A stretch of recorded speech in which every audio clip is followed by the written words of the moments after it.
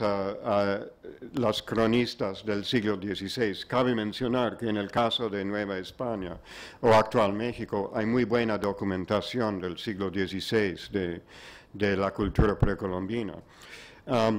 Entonces, giraron su atención hacia Mesoamérica y el libro que habían concebido como un libro de cocina con mucho folclore sobre hongos, pronto cambió en algo muy distinto. Entonces, el artículo que se habían recibido de Robert Graves citaba un artículo de 1939 escrito por Richard Evans Schultes. El libro Plantas de los Dioses es de autoría de Richard Evans Schultes, que se considera hoy como el padre de la etnobotánica, del estudio del folclore de las plantas, o botánica económica, etnobotánica o botánica étnica. En este caso el libro está, el coautor es Albert Hofmann, el máximo autoridad en la química de plantas visionarias, o entonces se llamaban alucinógenas. Pero en todo caso, Schultes había escrito un artículo en 1939 y había hecho el primer estudio botánico de hongos psicotrópicos en Mesoamérica, en México, en la Sierra Mazateca, en el noreste del estado de Oaxaca, y publicó una identificación preliminar taxonómica de estos hongos. Entonces, Wasson se puso en contacto con Schultes, que era profesor en la Universidad de Harvard y director del Museo de Botánica de Harvard University. Y total que en el verano de 1953 hicieron su primera expedición, que duraban 10 años cada verano, hicieron expediciones a Mesoamérica, que es de Centroamérica hasta el norte de actual México, es Mesoamérica o las Américas meridionales. Y se fueron inicialmente directamente a la Sierra Mazateca. Esto es una cultura, una etnia muy peculiar, que tienen un idioma tibeto-birmano, que es un idioma tonal como chino o birmano, muy distinto de náhuatl, de palabras como Netzahualcoyotl o Popocatépetl. Estos son palabras en náhuatl. Pero eso es un idioma muy distinto.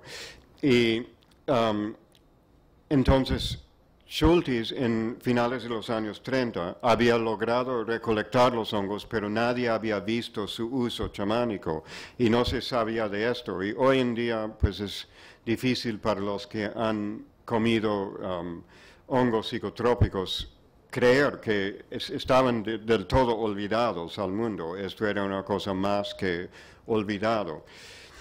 Entonces, los Wasson fueron a Huautla de Jiménez, a este pueblo en el noreste, cerca de la frontera con Puebla y Veracruz. Yo vivo a 100 kilómetros más o menos de esta aldea, en un ecosistema muy parecido, pero hay la montaña, la tercera montaña más alta en Norteamérica, de por el medio, que es Pico de Orizaba o Citlaltépetl en náhuatl. El pico de las luces celestes. Entonces, el primer año de estudios en el campo no lograron penetrar los velos de cautela y de franco miedo. Los hongos sí seguían existiendo y en uso chamánico, pero subterráneamente y no a luz de día. Entonces persistieron. Volvieron al siguiente año, en 1954, y dirigieron su atención a otras aldeas y otras etnias en el estado de Oaxaca, notablemente los zapotecos, que viven en el parte más bien noroeste del estado de Oaxaca, los mazatecos en el noreste. Total que, por fin, en el verano de 1955, tenían la suerte de penetrar a la raíz de este misterio. Y sucedió así. Wasson, en desesperación, estaba por abandonar la búsqueda como infructuosa. Y entonces, un día terminando al final de su estancia ahí, porque estaba usando sus tiempos de vacación de su carrera como banquero para avanzar ese estudio, y totalmente autofinanciado, sin becas, no académico en absoluto, completamente particular. En desesperación, un día se dirigió hacia un oficial del municipio, que era como... se llama síndico ahí, pero es el segundo al alcalde en un municipio mexicano. Y de repente le susurró en el oído, le preguntó si le podría ayudar a entender el secreto del dígito, usando una palabra en mazateca para estos hongos en específico. Y a su deleite, el señor síndico dijo, con mucho gusto, a pesar de su sorpresa de que un blanco sabría este nombre. Entonces dijo, pues ven a mi casa en la tarde.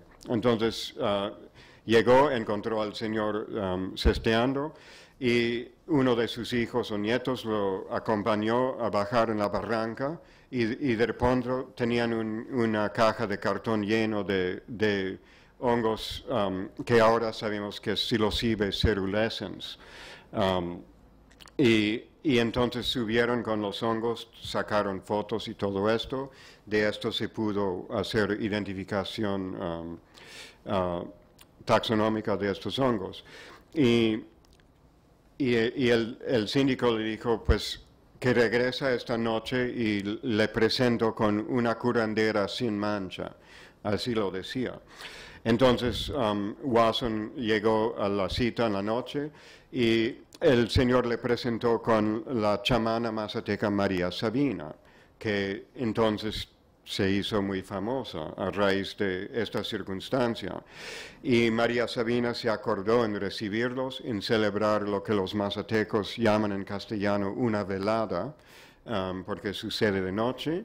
Y entonces esta noche se celebró una velada tradicional de los hongos mazatecos, y es la primera vez de lo cual tenemos récord de que cualquier persona del mundo exterior hubiese probado estos hongos psicotrópicos. Para Wasson, por otro lado, el efecto de los hongos fue una revelación.